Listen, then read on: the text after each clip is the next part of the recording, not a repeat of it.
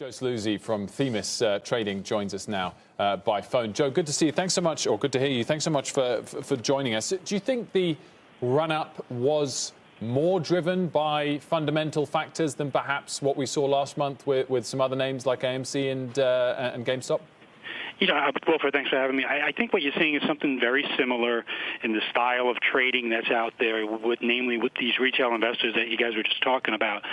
The last couple of weeks when you saw those GameStop, and AMC, it was more driven by influencers, I would say, the Reddit forums and so on, and then really the high-profile influencers, which we were hearing from, which I was kind of surprised about, to be honest with you. Some of these guys saying that they were buying call options, and others were saying there's nothing wrong with this, and others were saying hold the line. Those were serious influencers out there pushing stocks around, where this time it seems to be more, chat room driven, and we have seen this, like a lot of you guests had mentioned today, in the cannabis sector. It's been, obviously done this in the past. So it is an issue with the retail trader now, but there is people have called it the gamification of the retail market, and I do believe that's a proper word to use.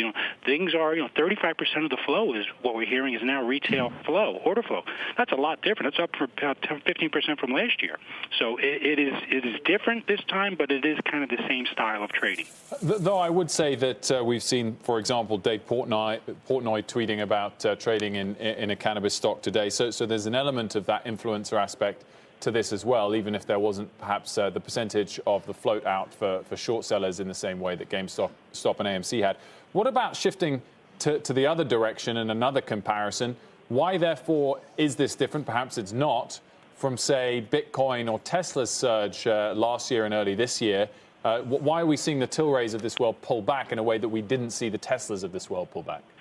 Well, I don't know about that particular name. We don't cover any names here. We're institutional traders. We trade on an agency basis, on behalf of large institutional clients, hedge funds, mutual funds, and so on.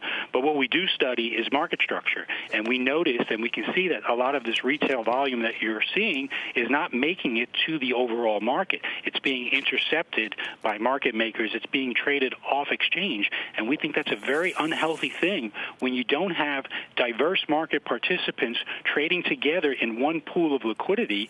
Well, that's how you get a disjoint in prices. That's how price discovery process kind of fails.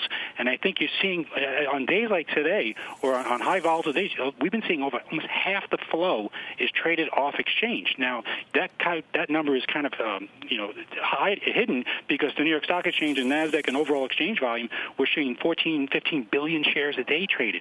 But half of that is not coming from exchanges. It's off exchange, and we think that that's hurting price discovery, and then you're going to see disjointing prices like you've been seeing. Yeah, I mean, the payment for order flow argument has certainly been thrust into the spotlight with everything we've seen with the so-called Reddit rebellion of the last couple of weeks. I mean, Congress is getting in terms of hearings. I know they're bringing Ken Griffin from Citadel, I believe, in to testify next week, for example. What do you expect to happen with that, if anything? And if there wasn't payment for order flow, then would we be seeing such retail investor interest right now, given what it's meant in terms of commission-free trading? Yeah, Morgan, those are great questions, and I think what you're going to see next week in that hearing is a big focus on payment for order flow. They are going to put, obviously, look at the guests. They've got Ken Griffin from Citadel. They've got the CEO of Robinhood, and they've got the hedge fund, Melvin Capital. That's going to be really focused on the mechanics of the market. What went on here? What goes on inside the market? Why does the big complaint about Robinhood a couple of weeks ago was that they shut down. They didn't have the proper infrastructure, in my opinion. It wasn't that people were claiming that, they got a phone call. That was not proven. That hasn't been proven, but it's up to investigators to look at that. But the problem was they didn't have the infrastructure in place for the capital commitments, and they got a call from DTCC, and they needed to put up more money. And maybe they grew so fast because they're offering these free commissions, and the way they offer free commissions is they receive payment for order flow as one source of their revenue, and it's been reported that retail brokers overall took in $3 billion last year in payment for order flow, and Robinhood was a significant percentage of that $3 billion. So it makes you wonder, how did they build this business model? Did they properly set up their infrastructure? Were they ready for this?